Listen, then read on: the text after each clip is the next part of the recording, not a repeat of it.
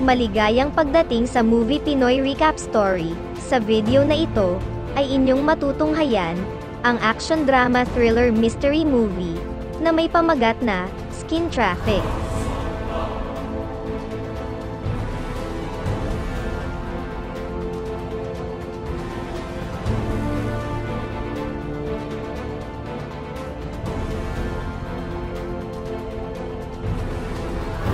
Sa pagsisimula ng istorya ay makikita ang isang lalaking special secret military agent na nagngangalang Bradley. Nakatanggap siya ng isang misyon mula sa kataas-taasang namamahala sa pinagtatrabauhan niyang ahensya na sugurin ang kampo ng isang maimpluwensyang business tycoon na nagngangalang Don Vogel para agawin dito ang USB disk na naglalaman ng mga mahahalagang impormasyon na pwedeng magdulot ng mga gera kung mapupunta ito sa maling kamay. Nagpanggap siyang isang representante ng isang mayamang pribadong organisasyon para makapasok ng walang problema at makaharap ito.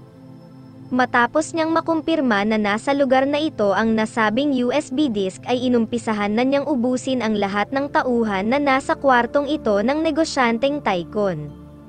Mabilisan niya rin na inutusan ito na ibigay na sa kanya ang kanyang pakay. Nang maiabot na sa kanya ang napakahalagang bagay na ito ay bigla na lang naputol ang eksena at napunta ito makalipas ang 6 na buwan kung saan makikita na lang si Bradley na palaboy-laboy na lang sa kalsada. Hindi pa malinaw kung ano ang mga nangyari pero tila sobra na itong naghihirap at nabubuhay na lamang sa pangangalakal ng mga basura. Isang araw nang unti-unti nang nagbabago ang klima at parating na ang taglamig ay sinubukan nitong umupa ng pinakamurang apartment gamit ang naipon niyang pera para makaraos sa matinding ginaw. Sa labas naman ng nasabing mga apartment ay makikita ang dalawang magkaibigan na nagngangalang Ana at Sally kung saan sa pilitan silang pinagsuot ng mga maiigsing kasuotan ng isang grupo ng mga goons na ito. Mapag-aalaman na kinuha ng grupo ang kapatid ni Sally para sa pilitang pagtrabauhin sa pagbibigay ng kasiyahan sa mga mayayamang kliyente ng nasabing mga sindikato. Nagdala sila ng pera na magiging pangtubos sana ng kanyang kapatid subalit sobrang liit lang ng halaga na ito kaya hindi ito nagustuhan ng tumatayong leader ng grupo na may alias na The Boss. Dahil dito maging sila ay balak ng kuhanin ng grupo para sa pilitang pagtrabauhin din. Nang mapadaan si Bradley ay napagdiskitahan din siya ng grupo at kinuha ang kanyang mga binili na pagkain maging ang natitira niyang mga pera. Kapansin-pansin na hindi na siya pumalagpas sa grupo at ang dating mabagsik na agent hitman ay isa na lang ngayong tahimik at walang kibo na tao. Pagkapasok sa loob ng nirentahang kwarto ng kanyang makita sa bintana na inuupakan ng grupo ang dalawang kawawang magkaibigan ay unti-unti nang napapaisip si Bradley kung tutulungan niya ba ang mga ito at bigla na lang bumalik ang mga memorya ng mga nangyari sa huli niyang naging misyon.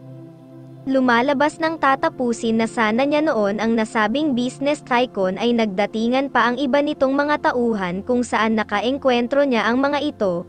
Subalit sa hindi sinasadyang pagkakataon ay nadamay sa gulo ang inosenteng asawa nito na naging dahilan para lubos niyang pagsisihan ang mga nangyari at nagbunga ng tuluyan niyang pagtalikod bilang isang secret agent hitman.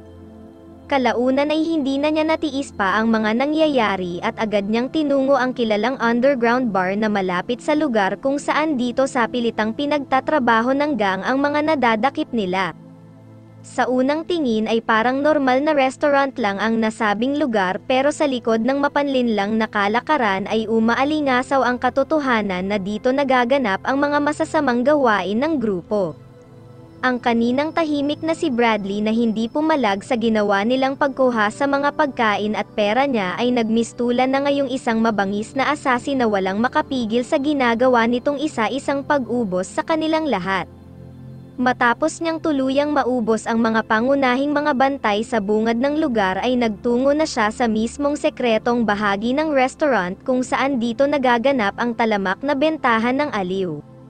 Sinubukan din siyang gapiin ng mga karagdagang miyembro ng grupo subalit wala silang naging panama sa minaliit nilang lalaking palaboy na ito. Maging ang pinuno ng grupo ay nasorpresa na lang kung gaano katindi at kabangis makipaglaban ang lalaking kaninang pinagtatawanan pa nila. Hindi nagtagal ay dumating na sa punto na ang pinuno ng samahan na si The Boss na lang ang natira sa kanila. Sinubukan nitong ibigay ang lahat ng makakaya para tapusin si Bradley, ngunit mas nanaig ang nangingibabaw na husay ni Bradley dahil na rin sa lubos nitong kasanayan bilang isang dating matinik na hitman. Bago umalis ay kinuha nito ang cellphone at susi ng kotse ng abusadong gang leader. Tinawagan niya rin ang mga kapulisan para sabihin na may nagaganap na kababalaghan sa lugar na ito. Kalaunan nang makita na niya si Sally ay pinayuhan niya itong hintayin na lang ang pagdating ng mga pulis, subalit pahayag ng babae ay hindi siya maaaring manatili pa dito dahil kailangan niyang hanapin ang kanyang kapatid na si Sarah na dinala ng inubos niyang grupo kanina sa mas mapanganib at mas malaking sindikato. Dahil dito ay hindi na siya nagdalawang isip pa na tulungan itong mabawi sa kamay ng mga ganid sa pera na grupo. Pagkalabas pa lang nila ay nagdatingan na ang mga tauhan na pinadala ng nasabing grupo upang iganti ang nangyari sa mga kapanalig nila na inubos ni Bradley sa lugar na ito. Gamit ang kotse ng tinapos niyang leader kanina ay mabilisan niyang inubos isa-isa ang mga tauhan na ipinadala. Matapos niyang mapasabog ang kanilang ginamit na sasakyan ay nagmadali nang nagmaneho paalis sila Bradley. Makalipas ang ilang minuto ay dumating na ang mga kapulisan, maging ang hepe ng lugar ay nasurpresa na lang na may ganitong mga bagay na palang nagaganap sa kanyang nasasakupan. Hindi rin siya makapaniwala na isang palaboy lang ang mag-isang umubos sa grupo ng mga goons na ito kaya ipinag-utos ng hepe na alamin agad ang tunay na pagkatao ni Bradley. Para mailigtas ang kapatid ni Sally na patuloy pa rin na isinasalang sa mga parokyano ay tinawagan ni Bradley ang dati niyang boss sa ahensya na nagngangalang Mr. Voldemort para humingi ng magagamit na mga armas. Nang mapagtanto ng boss niyang ito na tila babalik na siya sa pagiging dating agent hitman ay agad siyang tinulungan nito at pinagamit ang rest house ng kanilang ahensya para makapagpahinga at makapagplano sila Bradley ng kanilang sunod na mga gagawin. Subalit makalipas pa lamang ang ilang minuto hindi pa man sila nagtatagal sa loob ng rest house ay may mga misteryosong armadong kalalakihan agad ang dumating at pumasok sa lugar. Mabuti na lamang ay naging alerto si Bradley at nagawa niyang maunahan sila bago pa man nila maisagawa ang kanilang mga pakay. Maging si Sally ay tinangka na gawing panangga ng natitirang nang himasok sa bahay. Sa kabutihang palad ay nagawa agad na makalaban ng dalaga kaya madali na lang din na binanatan at tinapos ni Bradley ang natitirang lalaki na ito. Matapos ang mga pangyayari ay hindi pa dito natapos ang kanilang mga problema dahil pagkasakay pa lang nila sa kanilang ginagamit na kotse para umalis na sana sa lugar ay nasundan agad sila ng iba pang kasamahan ng mga nanghimasok at mapapansin na gusto talaga silang tapusin ng mga ito sa kahit anong pamamaraan pa. Dinala niya ang mga ito sa kanyang pinagtatrabauhang imbakan ng basura at lumang mga kotse. Dito sa lugar na ito ay mahusay niyang iniligpit isa-isa ang mga humahabol sa kanila. Matapos nilang malagpasan ang mga tauhan na pinapadala para tapusin sila ay napag-isip-isip ni Bradley na lubhang mapanganib para kay Sally kung mananatili pa siya sa kanyang tabi kaya napagdesisyonan niya na pauwiin na ito sa kanila kung saan siya magiging ligtas habang siya naman ang bahala na magligtas sa kapatid niyang si Sarah na mapaghanggang sa ngayon ay nasa poder pa rin ng malaking sindikato. Para malaman ni Bradley ang lokasyon kung nasaan si Sarah ay tinungo niya ang isang recruitment job agency na nanloloko sa mga kababaihang aplikante ng kunwaring alok na lehitimong mga trabaho at agad niyang pinaamin ang mga ito kung saan nila dinadala ang kanilang mga naloloko. Hindi na siya nagsayang ng oras pa at tinunton niya ang malaking mansyon na ito kung saan nangyayari ang lahat ng pangbababoy ng sindikato. Mabilisang pinasok ni Bradley ang lugar at agad niyang binanatan ang lahat ng mga bantay sa loob. Agaran niyang tinatapos sila ng walang pakundangan dahil makikita sa kanyang mukha na maging siya ay hindi maatim ang ginagawang pamimilit ng mga ito sa mga kawawang dinakip at sapilitang pinagtatrabaho nila. Dahil sa tunog ng mga putok sa entrance ng mansyon ay agad na naalarma ang grupo na silang nagpapatakbo ng malaimpyernong lugar na ito. Nagdatingan na ang iba pang mga dagdag na tauhan ng sindikato para pigilan si Bradley sa ginagawa nitong pagsira sa kanilang negosyo. Hindi naman siya nagpasindak sa kanilang dami at kahit mag-isa lang siya ay determinado talaga siyang mailigtas ang mga kawawang ito na hawak ng sindikato. Matapos niyang tuluyang maubos ang lahat ng kalaban ay nakita niya ang kinahinatnan ng isang ito sa kamay ng mga demonyong mayayamang parokyano, kaya dahil dito ay namutawi ang mas matinding inis na nararamdaman niya na maging ang mga mayayamang kliyente ay hindi nakaligtas sa kanyang puot at inubos niya rin ang mga ito nang walang alinlangan. Nang tuluyang wala nang natitirang sagabal sa kanyang layunin ay agad niyang hinanap kung nasaan si Sarah. Subalit ipinahayag ng natitirang tauhan ng grupo na wala na dito ang hinahanap niya dahil binili na ito ng isang mayamang negosyante at nagtungo na sila sa bansang Amsterdam. Mula sa kanyang mga nalaman ay tinawagan niya agad ang mga pulis para makauwi na ng ligtas ang ibang mga kawawang dinakip ng sindikato at dagli rin siyang sumibat para hanapin ang mga luma niyang pasaporte upang makalipad agad siya papunta sa nasabing bansa kung nasaan si Sarah. Subalit habang inihahanda niya ang kanyang mga gamit ay nasundan agad ang kanyang bakas ng mga kalaban na naghahangad na tapusin siya dahil sa ginawa niyang pagsira sa kanilang negosyo. Kapansin-pansin na wala silang balak na patakasan pa si Bradley sa lugar na ito kung nasaan sila ngayon naglalaban. Kanila itong pinagtutulungan subalit mas nananaig ang kagustuhan ni Bradley na makatakas agad sa lugar na ito para mailigtas si Sarah at matupad niya ang kanyang ipinangako kay Sally na gagawin niya ang lahat para mabawi ang kanyang kapatid.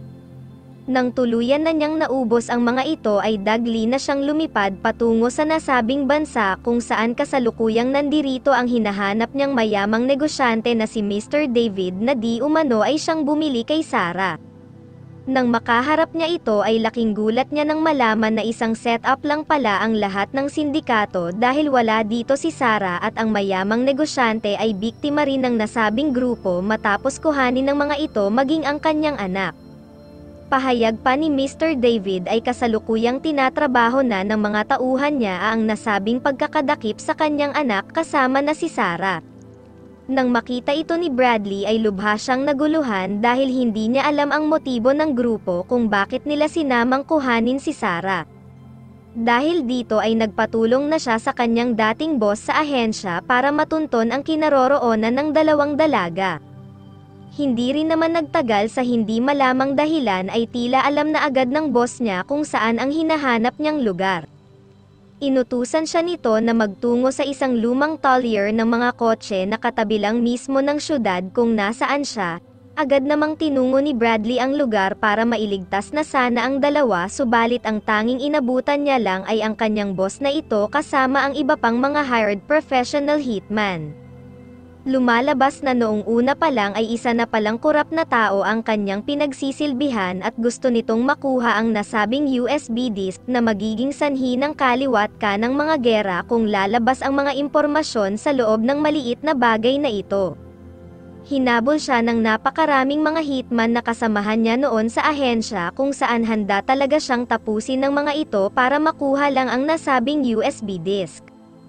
Hindi naman pumayag si Bradley na makuha ng mga tulad nila ang nasabing napakadelikadong bagay kaya buong lakas siyang nakipaglaban at nakipagbakbakan para hindi sila magtagumpay sa kanilang mga masasamang plano. Bagaman noong isang araw pa siyang walang tigil na nakikipaglaban ng sunod-sunod sa mga grupo na kanyang nakakasagupa ay bigay todo pa rin niyang ibinubuhos ang lahat ng makakaya lalo pa at naging mas komplikado ang sitwasyon ngayon dahil hindi niya alam kung ano na ang kalagayan ng dalawang kawawang ginamit nila para mapalitaw lang siya. Patuloy lang sa pagdami ang mga tauhan na dinala ng kurap niyang boss sa lugar, kaya mas lalo siyang nahihirapan at makailang beses na rin siyang bumagsak dahil sa dami ng atake ng mga ito sa kanya. Sa ilang saglit ay nakatanggap na lang siya ng tawag kay Mr. David na nagtagumpay ang kanyang mga tauhan na mabawi sila Sarah. Kaya dahil sa impormasyon niyang nalaman na ito ay ginamit na niya ang natitira niyang lakas para tuluyang tapusin na ang kurap na organisasyon na kanyang pinagsilbihan sa maraming taon.